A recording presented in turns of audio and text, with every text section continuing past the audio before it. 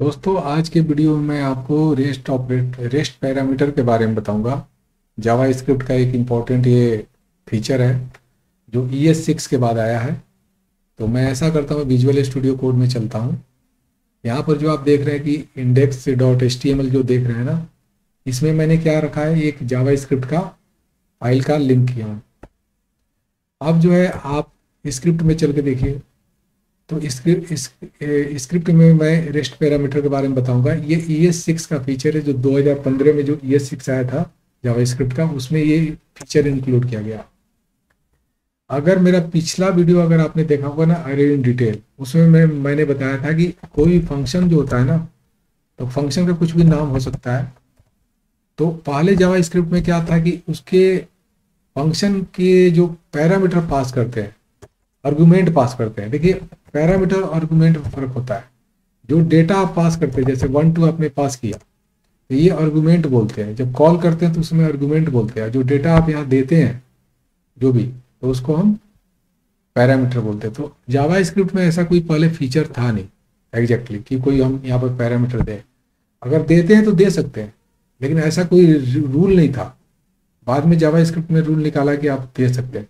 तो उसके लिए पहले क्या करते थे, आर्गुमेंट्स नाम का एक ऑब्जेक्ट होता था, जिसमें वो क्या करता था ना, वो सारा चीज कलेक्ट करता था। जैसे कि मैं CLG लिखूं और आर्गुमेंट्स लिखूं, और जब मैंने इसको पास किया और जाकर इसको चेक करूं ब्राउजर में, तो आप देखिएगा कि आर्गुमेंट्स में बताया गया कि इसका 0 इंडेक्स पे क्या है, 1 इंडेक्स पे क्या है। ये अरे लाइक ऑब्जेक्ट होता है। तो ऐसे पहले लोग चेक करते थे जावा स्क्रिप्ट के जो डेवलपर थे। बाद में ES6 में क्या हुआ ना कि यहाँ पर आप डिफॉल्ट पैरामीटर वगैरह भी दे सकते हैं वगैरह वगैरह। जैसे कि अगर आप चाहें तो एक पैरामीटर ए दे दीजिए, दूसरा पैरामीटर बी दे दीजिए। ठीक है। अब मान लेते हैं आपको सम करना है, 2 मिनट की इमेजिंग कीजिए, आपको सम करना है 2 नंबर का। तो 2 नंबर का सम करना है, तो यहाँ पर आप रूल लिख देंगे। क्या लिखेंगे रूल? या तो CLG करके ही मैं लिख देता हूँ A+B मेरे कंसोल में। ऐसे तो रिटर्न लिखना चाहिए, लेकिन चलिए मैं मान लेता हूँ ये है। आप जाकर चेक कीजिए इसमें क्या हुआ, टेस्ट इज नॉट डिफाइंड। अच्छा, यहाँ सम करना होगा। जब आप सम कॉल करेंगे तो क्या होगा, इन दोनों का सम करके 3 आ गया ना। अब ये समझिए कि बात की मैं क्या कर रहा हूँ। अब मान लेते 3 नंबर का सम करना हो, 3, तब तो फिर आपको यहाँ आर्गुमेंट बढ़ाना होगा एक और। तो इस तरह का जो प्रॉब्लम है ना, इससे ओवरकम करने के लिए, इससे बचने के लिए जावा स्क्रिप्ट ने क्या किया, ES6 ने, एक पैरामीटर बताया कि आपको जो भी एक्स्ट्रा पैरामीटर देना है उसको 3 बार डॉट लगाकर, जो भी आपको एक्स्ट्रा पैरामीटर, आर्गुमेंट बोलिए, पैरामीटर बोलिए, आप उसमें यहाँ दे दीजिए। तो क्या होगा कि जितना भी आप एक्स्ट्रा देंगे, 4 5 6 दे दिया मैंने। अब इस सबके साथ क्या करेगा कि जो पहला वैल्यू है ये 1 में गया, दूसरा वैल्यू जो है B में गया, जो बाकी रेस्ट है, इसलिए तो इसका नाम रेस्ट पैरामीटर है। और जो बाकी रेस्ट आर्गुमेंट है, ये क्या है, हमारा आर्गुमेंट्स है।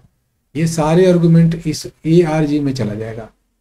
ठीक है। अगर तो इसमें आपको ये नहीं देखना है कि कितने नंबर ऑफ एलिमेंट्स रेस्ट है। अच्छा, आप कहना ये चाहिए कि नहीं, क्या ये पहले शुरू में ये दोनों होना चाहिए?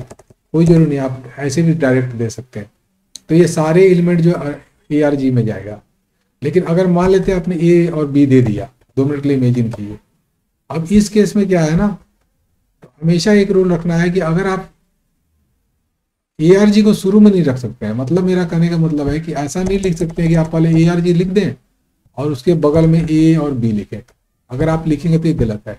देखिए यहाँ एरर शुरू हो गया। तो ये रेस्ट पैरामीटर इसलिए बोलते हैं कि शुरू में जितने आर्गुमेंट आपको देना है दे दीजिए, A B C जितना देना है दे दीजिए।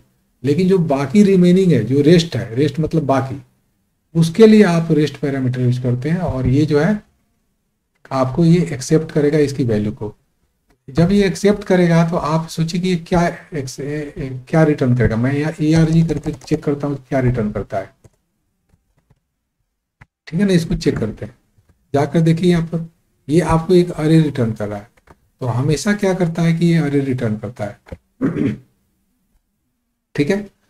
और ये स्प्रेड ऑपरेटर भी आप पढ़े होंगे, तो आप मेरा पिछला वीडियो देख लीजिएगा।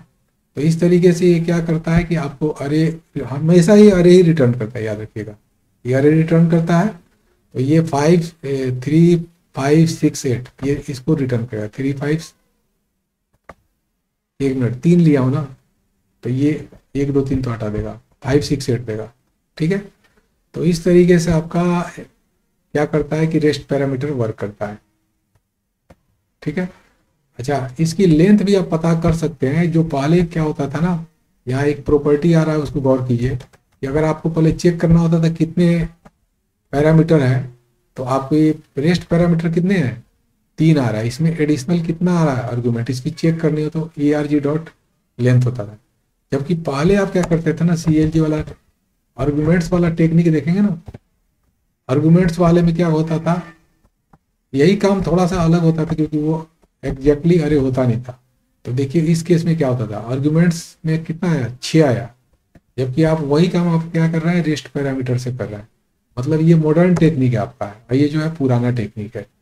ये जो है आजकल इसको जो है डिप्रिकेट कर दिया गया है, इसको एक्सेप्ट नहीं किया जाता है, इसको क्या किया जाता है, डिप्रिकेट किया जाता है। मतलब पुराने कोड तो है उसमें तो पड़ा हुआ है, तो डिप्रिकेट किया गया है। मैंने स्पेलिंग गलत लिख दिया है, तो ये डिप्लिकेट किया गया है। मतलब इसको आजकल ज़्यादा इंपॉर्टेंस नहीं दिया जाता है। अगर आप अपना कोडिंग कर रहे हैं तो आप क्या कीजिएगा, रेस्ट पैरामीटर यूज कीजिएगा। ये बेसिक कंसेप्ट था जो रेस्ट पैरामीटर का मैंने बताया। अगर इतना आप समझ गए हैं तो आप कर सकते हैं। मतलब ऐसा नहीं है कि आप इस पे आप काम नहीं कर सकते, कर सकते हैं जितना आपको काम करना है। इतना ही था इसमें।